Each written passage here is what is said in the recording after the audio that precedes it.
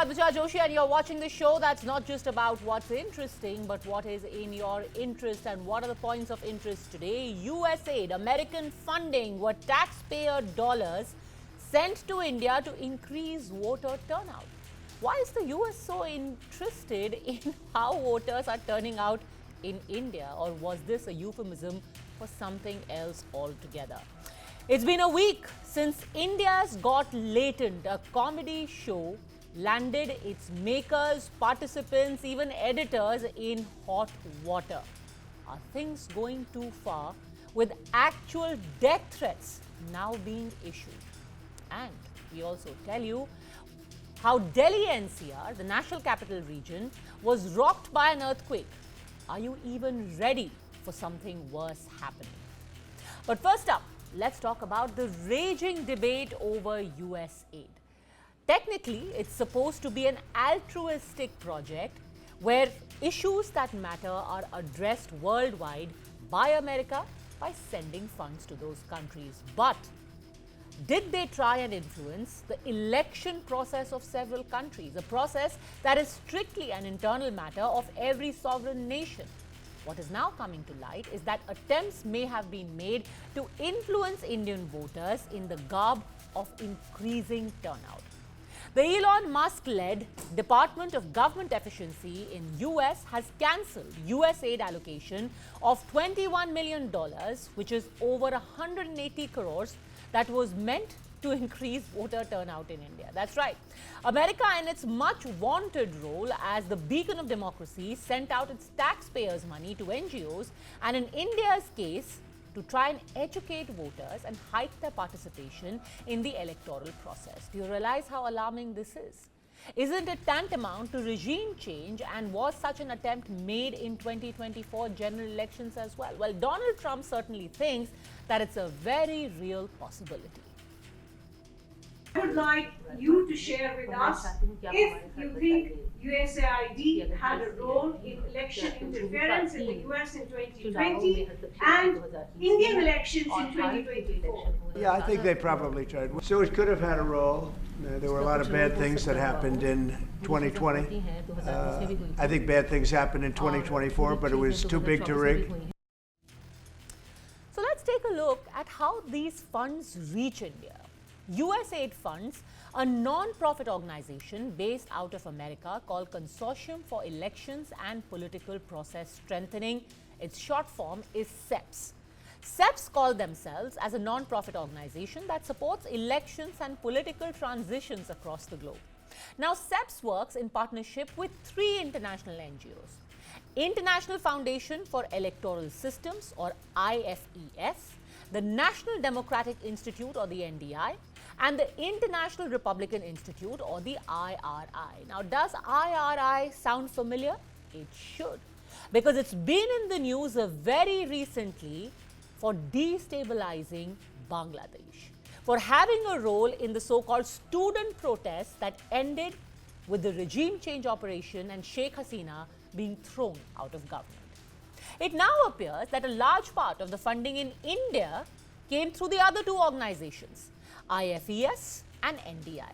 These NGOs in turn partnered with other NGOs and other organizations, creating a complex web through which money was funneled into our country. $21 million, by the way, is just a tip of the iceberg.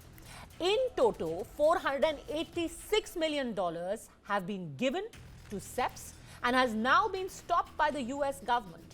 But what's additionally unnerving is that a US government website, which is usaspending.gov, shows that the funding for CEPS global operations stood at a whopping $3.7 billion between 2008 and 2025.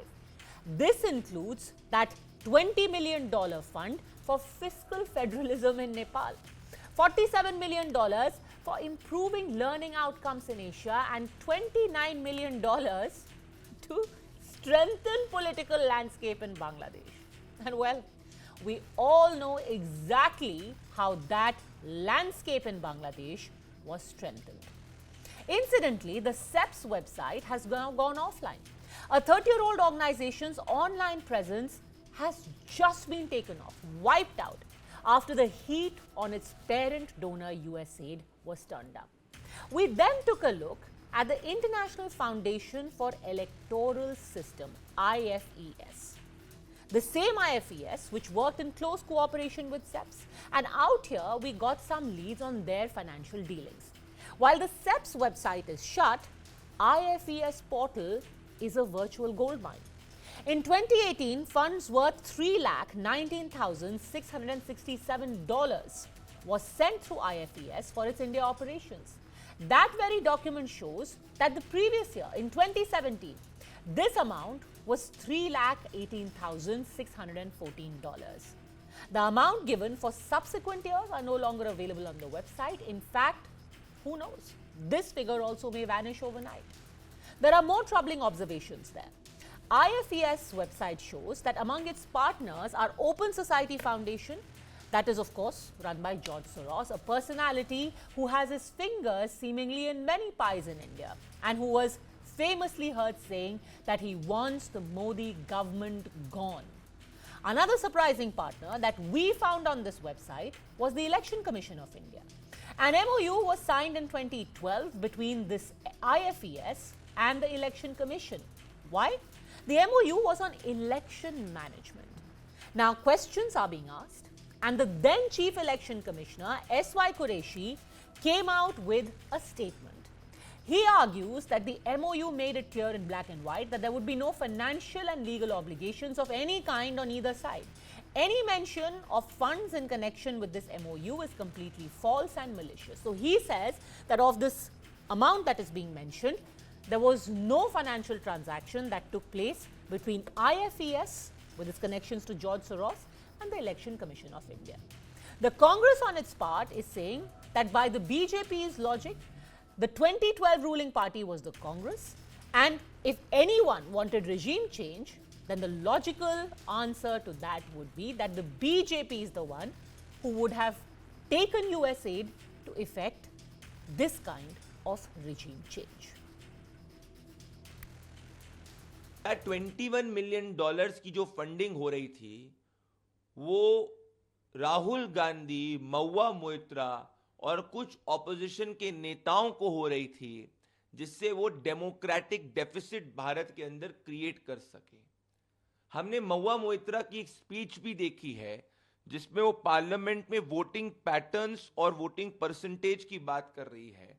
ठीक वही topic जिसपे US add ने funding Hindustan के अंदर कई NGOs, कई entities और कई लीडर्स को देने की बात करी है, जो अब रुक चुकी है। यूएस एडमिनिस्ट्रेशन ने यूएसएड को बंद किया, जिससे 21 मिलियन वोटर टर्नआउट के लिए। अब ये वोटर टर्नआउट किसके लिए, कहां के लिए, किसको दिए गए पैसे? हम उम्मीद करते हैं कि यूएस एडमिनिस्ट्रेशन हमसे ये जानकारी शेयर करेगा। भारत सरकार भी इस पर पहल कर रही है, क्योंकि ये तो भारत के इलेक्शंस को इन्फ्लुएंस करने की कोशिश होगी, और भी विदेशी ताकतों के द्वारा, जो कि हम हमेशा कहते रहे कि 19 का चुनाव, 24 का चुनाव, हर जगह में विदेशी ताकतें सक्रिय थी। किसके लिए? अमित मालविया ने खुद ने कल रात को 2:54 पे ये ट्वीट किया, और ये मेरे सामने है, जिसमें उन्होंने कहा who gains from this, not the ruling party for sure. 2012 के अंदर उन्होंने खुद ने कहा कि रूलिंग पार्टी को फायदा नहीं होगा, तो ये तो इसका फायदा तो ऑपोजिशन को हुआ। तो उस वक्त तो यही ऑपोजिशन में थे और 2014 में यही लोग सत्ता के अंदर आए, तो अगर जो पैसे आए भी हैं तो उसका फायदा तो इन लोगों ने उठाया। तो इस चीज की सबकी जांच होनी चाहिए। Now look, everyone wants answers because USAID funds in India raise plenty of questions about potential foreign interference in our elections, and that too in the guise of promoting democracy. Now, this shouldn't stop at mere finger pointing, because people, whether political or NGOs, should be identified, the money trail should be identified, and action should be taken if anyone indeed tried to undermine the democratic process in our country.